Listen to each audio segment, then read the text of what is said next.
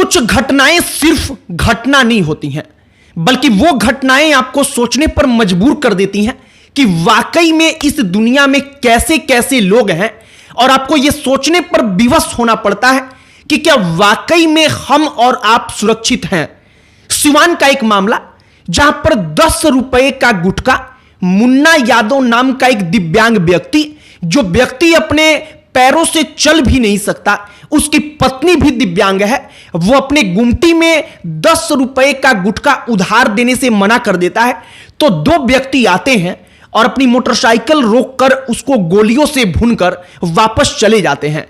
पिछले कई दिनों से कई सारे लोगों ने कमेंट बॉक्स से लेकर के हमको मैसेज करके कहा कि आप इस पर बात क्यों नहीं कर रहे हैं। लोगों को लगा कि हम इसमें जाति देख करके बात नहीं कर रहे हैं। लोगों को लगता है कि मरने वाला यादव है और मारने वाले राजपूत हैं, इसलिए हम चुप हैं। हमने घटना के बारे में पढ़ा तो हमने सोचा कि ना, वाकई में ऐसी घटनाएं लोगों को अंदर से विवश कर देती हैं ये सोचने के लिए कि क्या आप और हम जहां पर हैं इस संसार में, इस समाज में, क्या हम सुरक्षित हैं। मुन्ना प्रसाद यादव के साथ सिवान में क्या हुआ, उन अपराधियों ने क्या किया, इसकी कहानी बताएंगे। और सबसे बड़ा सवाल कि आखिरकार बंदूकें खिलौने की तरह लोगों के पास कैसे पहुंच रही हैं, सब पर बात करेंगे। लेकिन आगे बातचीत करने से पहले हमारा नमस्कार स्वीकार करिए। हमारा नाम मोहित कुमार सिंह है। सिवान महाराजगंज का रहने वाला एक व्यक्ति, जिस व्यक्ति को सिर्फ इसलिए गोली मार दी गई क्योंकि वो व्यक्ति 10 रुपए का गुटखा उधार नहीं देता। वो व्यक्ति गुमटी में बैठकर अपनी दुकान चलाता है, उसका यही जीवन यापन का तरीका था। अब गुमटी का मतलब होता है कि गांव में छोटा सा दुकान, लकड़ी का वो छोटा सा दुकान जिसमें व्यक्ति कुछ सामानें बेचता है। इसी प्रकार से वो गुटखा, कुछ अन्य खाने पीने की चीजें, नमकीन वगैरह वो व्यक्ति बेचा करता था। सिवान के रहने वाले मुन्ना यादव, पूरा नाम मुन्ना प्रसाद यादव, एक व्यक्ति उनके पास आता है। उस व्यक्ति को 10 रुपए का गुटखा चाहिए होता है, लेकिन वो कहता है कि पैसा नहीं देंगे। और जब मुन्ना यादव मना कर देते हैं तो वो व्यक्ति वापस आता है और गोली मार देता है। जब भी किसी व्यक्ति को इसलिए गोली मार दी जाए क्योंकि 10 रुपए का गुटखा अगर कोई देने से उधार मना कर दे और इसको अपने गौरव का विषय कोई बना लेगा, तो निश्चित तौर पर इससे ज्यादा शर्मनाक कुछ और नहीं हो सकता है। जब मामला आगे बढ़ा तो कुछ लोगों ने कहा कि जाति देखकर थाने के ऊपर प्रेशर बनाया गया कि आप इसके ऊपर कार्रवाई मत कीजिए। हमने पूरी की पूरी कहानी पढ़ी और अंततः मुन्ना प्रसाद यादव के साथ जो हुआ है, हमने सोचा कि वो कहानी आपके समक्ष रखी जाए। जो मुन्ना यादव हैं, अब तो वो दुनिया में नहीं है, उनकी पत्नी जो है, उनकी पत्नी भी दिव्यांग है, उनकी पत्नी भी शरीर से असक्षम है। और अब आप सोचिए कि एक व्यक्ति जो अपना जीवन यापन, अपने परिवार का जीवन यापन कर रहा था, उसको मार करके खत्म कर दिया गया।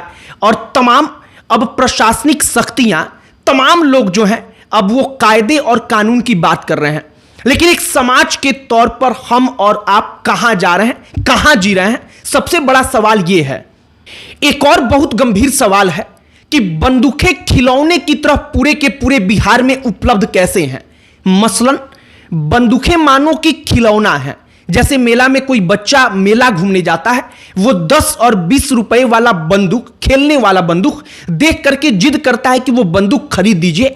हम और आप अपने घर के बच्चों के लिए वो बंदूकें खरीद देते हैं। बिहार में असली बंदूक मानो उसी प्रकार का खिलौना है। हर व्यक्ति के पास अगर वो चाहता है तो उसके पास बंदूक पहुंच जाता है। और पूरा का पूरा खुफिया तंत्र, प्रशासनिक तंत्र, पूरे के पूरे पुलिस विभाग का जो तंत्र है, वो सब कुछ यहां पर बौना साबित हो जाता है। बंदूक कभी अगर मंच पर नाचना हो तो वहां पर बंदूक दिखा करके अपना रौला दिखाया जाता है कि देखिए हम कितने दबंग हैं। और इसीलिए इस पर बात करना महत्वपूर्ण बन जाता है, क्योंकि जब अगर जातीय गौरव का विषय बना करके किसी व्यक्ति को गोली मार दी जाती है, तो अपने आप जो सामने वाला व्यक्ति और समाज में रहने वाला हर व्यक्ति होता है, वो सोचने पर विवश हो जाता है कि क्या सच में आज के जमाने में भी ऐसा संभव है। हमने जब मुन्ना यादव के बारे में पता लगाया तो कुछ लोगों ने कहा कि जाति देखकर पुलिस भी काम करती है। हमारे मन में जिज्ञासा हुआ कि ऐसा क्यों बोल रहे हैं। लोग कहते हैं कि जाति देख करके अपराधियों का कुछ लोगों ने थाने पर प्रेशर बनाया कि कार्रवाई मत करिए, और थाना उनके प्रेशर में आ गया। हमने पूछा कि क्या कार्रवाई हुई नहीं? लोगों ने कहा कि हुई, लेकिन निश्चित तौर पर जितनी प्रभावी कार्रवाई होनी चाहिए उतनी प्रभावी कार्रवाई नहीं हुई। हमारे हाथ में इतना ही है कि हम वीडियो बना सकते हैं, वो कहानी और लोगों तक पहुंचा सकते हैं, और लोगों तक समाज में जब ये कहानी जाएगी तो कम से कम लोग अंदर से जागरूक होंगे कि समाज के अंदर क्या हो रहा है, और जो हो रहा है इसके लिए हम और आप कितने जिम्मेदार हैं, इस पर कम से कम एक बार हर व्यक्ति विचार करेगा। कोई भी व्यक्ति छोटी छोटी बातों पर अगर बंदूक निकाल लेता है तो यह प्रश्न उठना स्वाभाविक है। एक और बात है कि बंदूकें इतनी ज्यादा लोगों के पास कहां से पहुंच रही हैं, उनके पास कारतूस कहां से आ रहा है, कैसे आ रहा है, जो ये पूरा का पूरा चेन है।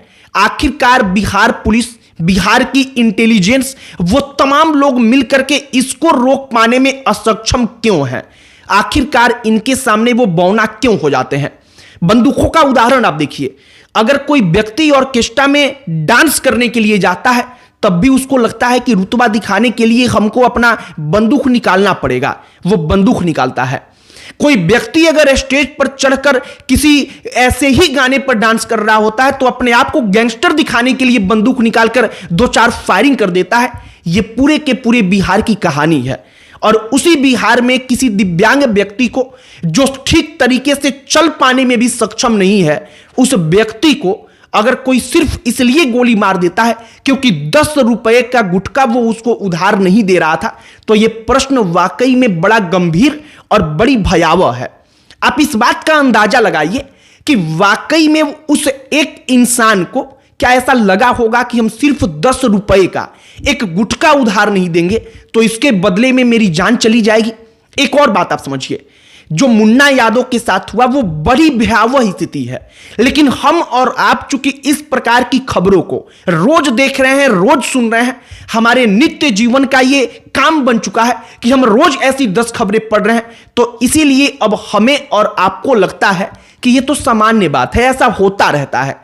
लेकिन आप इसकी गंभीरता को समझिए तो ये बिल्कुल सामान्य बात नहीं है कि किसी व्यक्ति को सिर्फ इसलिए गोली मार दी जाए क्योंकि वो 10 रुपए का गुटखा उधार नहीं दे, और इसके बाद से एक धड़ा ये आरोप लगाए कि जातियों के नाम पर दबाव बना करके मुन्ना यादव के साथ जो हुआ उस मामले को दबाने का प्रयास किया जाए। बाकी हमारे पास कई सारे लोगों ने मैसेज किया, हमारे वीडियोस के कमेंट में लोगों ने लिखना शुरू किया कि आप इस बारे में क्यों नहीं बोल रहे हैं, तो हमने सोचा कि ना, जरूरी है, महत्वपूर्ण है कि ऐसे मुद्दों पर बोला जाए।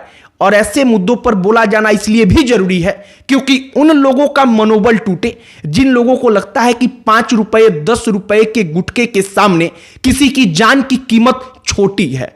बाकी मुन्ना यादव के साथ सिवान महाराजगंज में जो हुआ, हमने वो पूरी की पूरी कहानी आपके सामने रख दी है। बाकी आपकी इस पर क्या प्रतिक्रिया है? अब जो तमाम वहां पर लोकल में राजनीति चल रही है उसको लेकर के अगर कोई व्यक्ति वहां का लोकल का है वो भी कमेंट बॉक्स में लिखकर बता सकता है कि क्या स्थिति है, क्या वहां पर चल रही है। लेकिन हमने आपको पूरी की पूरी कहानी बता दी है। आपकी प्रतिक्रिया का हमें इंतजार रहेगा। आप क्या सोच रहे हैं कमेंट बॉक्स में लिखकर बताइएगा। बाकी अन्य कोई टॉपिक जिस पर आप चाहते हो कि हम उस पर भी वीडियो बनाएं, उस पर भी चर्चा करें, तो आप कमेंट बॉक्स में लिखकर बिल्कुल बताइएगा। बाकी इस वीडियो को यहीं पर समाप्त करते हैं। अंत में हमारा परिचय, हमारा नाम मोहित कुमार सिंह है। बहुत बहुत धन्यवाद।